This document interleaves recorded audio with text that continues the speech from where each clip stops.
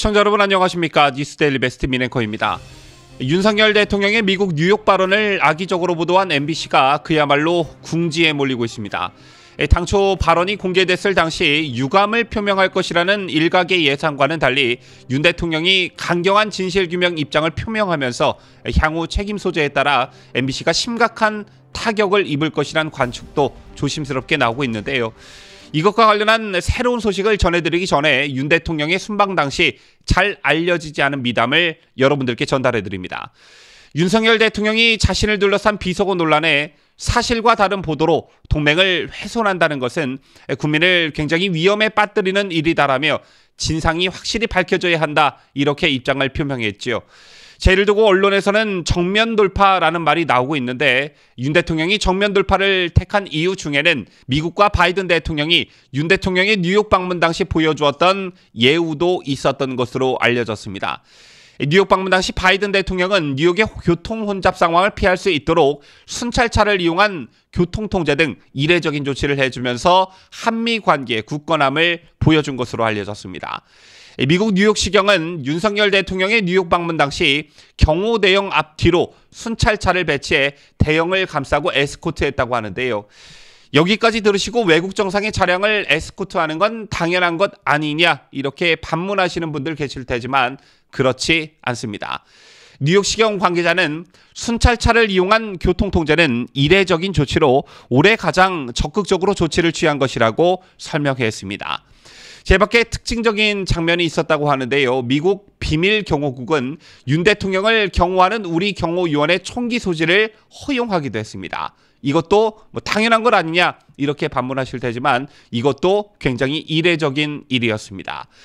이미 언론에 알려졌다시피 윤 대통령은 미국 바이든 대통령과 같은 숙소에서 투숙했는데요. 이런 경우 미국은 절대 다른 나라 경호원의 총기 소지를 허락하지 않는다고 합니다. 혹시 모를 미국 대통령의 신변에 대한 위협을 완전히 차단한다, 제거한다는 그런 의미겠지요. 하지만 한국 경호원들에 한해 총기 소지를 허락한 것입니다. 대통령실 관계자는 바이든 대통령이 윤 대통령과 동일 숙소를 사용하면서 숙소 주변 도로가 완전히 통제됐다며, 그러나 불편함을 우려한 미국이 우리 측 전용 주차장을 확보해줘 어려움이 없었다고 말했습니다. 이 밖에 바이든 대통령은 프리즈 조치에 대해서도 배려를 해줬다고 하는데요.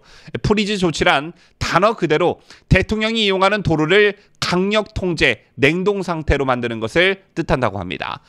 이것과 관련해 대통령실 관계자는 미 경호 당국의 전폭적인 협조로 복잡한 뉴욕 시내에서 6, 7건의 일정을 무리 없이 소화할 수 있었다며 대한민국 국격이 확인된 것 같아 뿌듯했다고 소회를 밝혔습니다. 이처럼 바이든 대통령이 윤 대통령에게 보여준 예우는 매우 각별했다는 평가가 나오고 있습니다.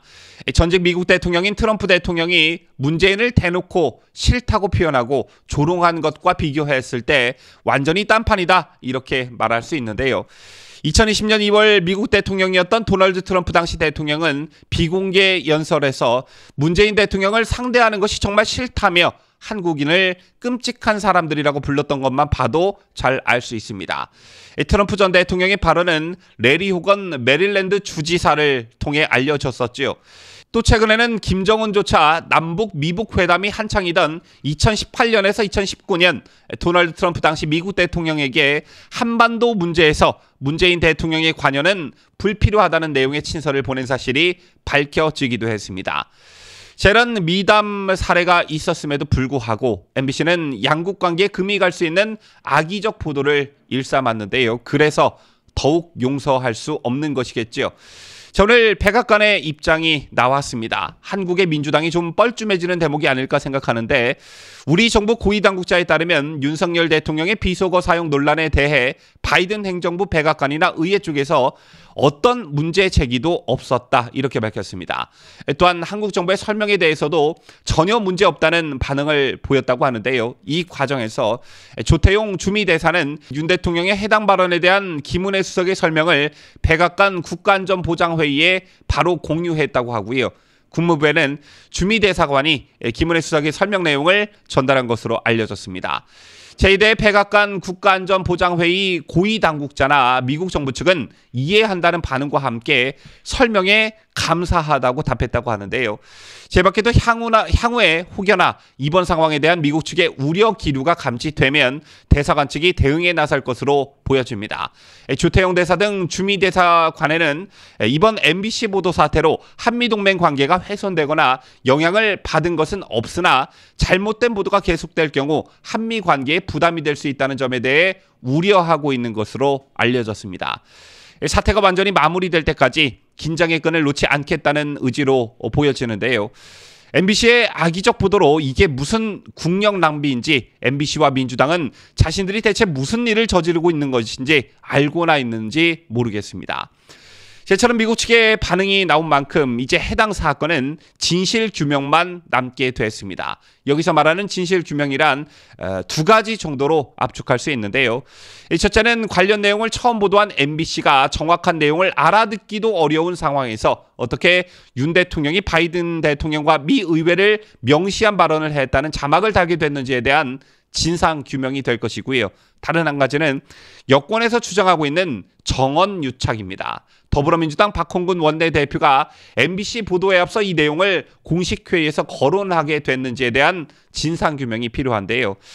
대통령 순방 취재 기자단이 촬영한 풀 영상이 언론 보도 이전에 다른 경로로 온라인에 먼저 유포됐다고 하죠. 언론 보도 전에 풀 취재 영상에 접근할 수 있는 사람은 현실적으로 방송사 관계자밖에 없습니다. 제 때문에 보도 목적으로 취재한 영상이 인터넷에 먼저 유출된 경위와 목적에 대한 진실 규명이 이루어져야 하는데요. 다시 한번 정리를 해보자면 9시 33분쯤 민주당 박홍근 원내대표가 당 회의에서 관련 내용을 처음 언급했습니다. 풀 최종본이 언론에 배포돼 엠바고가 해제된 시점이 9시 39분이었으니까 6분가량 빨리 나온 발언이라 할 수 있는데요. 그런데 그 이전에 이상한 일이 벌어졌습니다. 오전 9시쯤 한 온라인 커뮤니티에 바이든을 모욕하는 발언이 우리 취재단 영상에 잡혔다고 한다. 상상도 못할 워딩이라는 글이 올라왔습니다. 이 글 작성자는 오전 9시 18분쯤 댓글을 또 달았는데 해당 댓글에서 작성자는 일단 MBC는 내보낸다고 한다며 현지 대통령실 출입기자 전원이라고 했고요. 그는 미국이 아니라 우리 취재단이요 라는 물음에 네, 저희 방송사 풀 취재단 영상에 잡혔다고 합니다 라고 했습니다. 이어 작성자는 9시 28분 새 글을 올리면서 기자들이 대통령실 비보도 요청 받아줬다는 얘기가 있어 열받아 그냥 공개한다며 찌라시 형식 글을 공유했습니다. 결정적으로 이 글에는 MBC 최초 보도 속 자막과 거의 똑같은 글이 담겼습니다. 실제로 9시 19분쯤부터 해당 영상은 컴퓨터 화면 캡처 프로그램인 반디캠으로 재촬영된 형식으로 엠바고 해제 20분 전 SNS를 통해 집중 유포됐는데요. 현재로선 최초 유포자가 방송사 관계자일 확률이 99.9%라고 할 수 있습니다. 이게 누구인지 밝히는 진실 규명이 선행돼야 할 것으로 보여지고요. 자, 이 밖에 다른 논란도 있죠. 바로 윤석열 대통령이 이 새끼라는 비속어를 사용했다는 부분인데요. 사실 저는 이 새끼들이라는 표현이 왜 논란거리인지 모르겠습니다. 물론 대통령으로서 그런 표현을 안 했으면 좋겠지만 공석이 아닌 사석에서 대통령과 참모들끼리 그런 표현을 쓴 것이 이렇게 광분할 일인가 라는 점에서 정말 어처구니가 없는데요.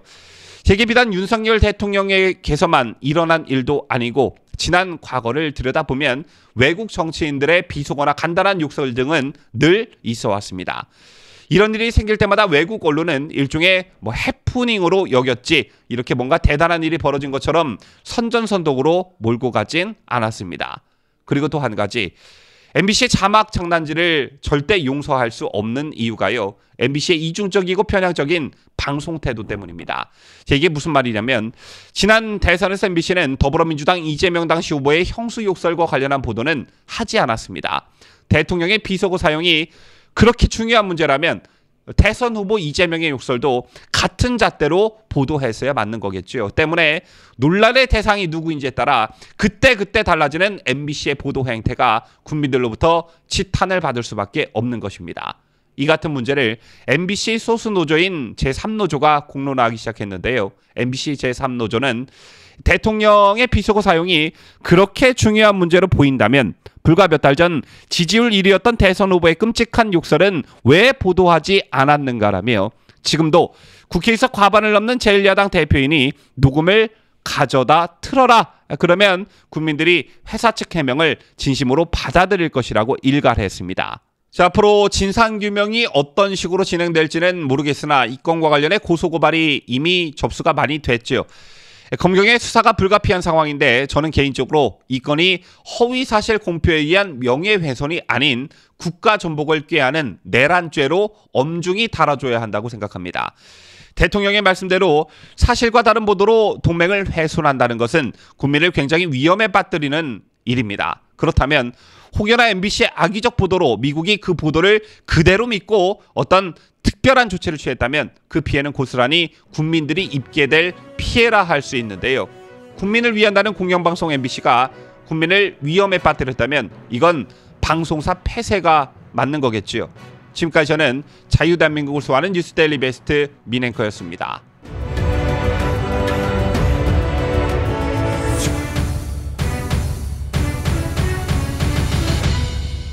함께해요. 뉴스데일리 베스트.